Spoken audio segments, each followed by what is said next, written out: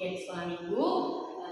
Yang menjadi khotbah bagi kita di hari ini yaitu diambil dari Yohanes 17 ayat 20 sampai 26. Yohanes 17 ayat 20 sampai 26. Pak bacakan dari sini ya.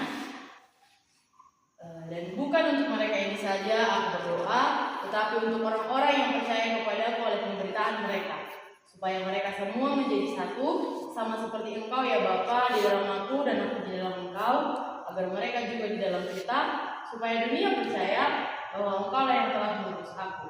Dan aku telah memberikan kepada mereka kemuliaan yang Engkau berikan kepadaku, supaya mereka menjadi satu sama seperti kita adalah satu.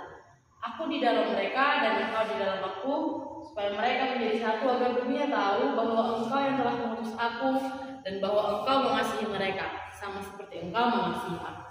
Ya Bapa, aku mau supaya dimanapun aku berada, mereka juga berada bersama-sama dengan aku.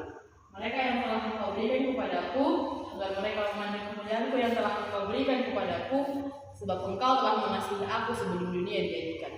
Ya Bapa yang adil, memang dunia tidak mengenal Engkau, tetapi aku mengenal Engkau dan mereka ini tahu bahwa Engkau yang telah mengutus aku.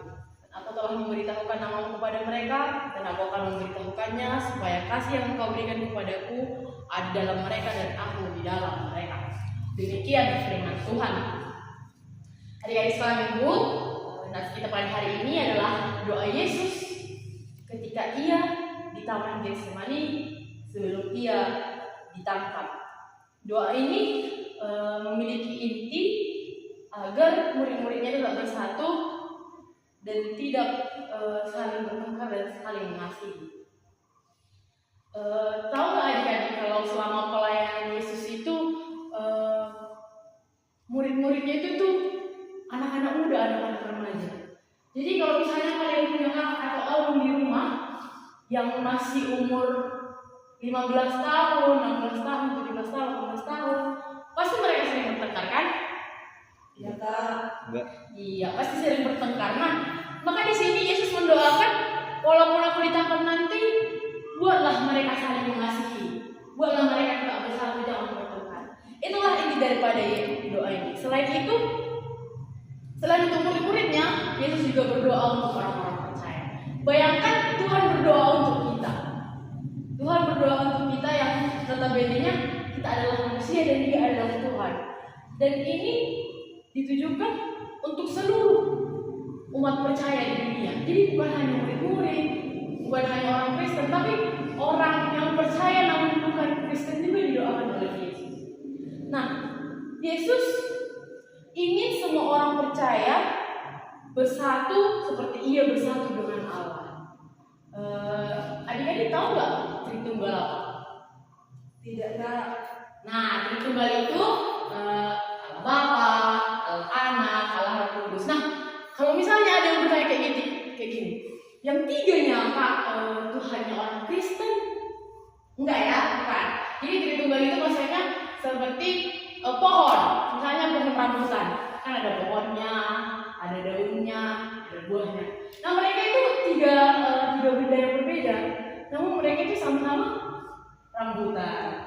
Nah sama seperti Allah, ada Allah Bapa, ada Allah Anak, ada Allah Roh Kudus. Nah mereka itu memang tiga personal, tiga pribadi, namun mereka tetap satu.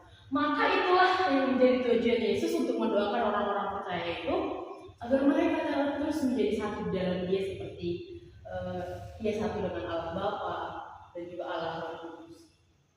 Maka dari ayat ini kita diingatkan bahwa perbedaan di sekitar kita ternyata bukan penghalang untuk kita bersatu dan saling mengasihi.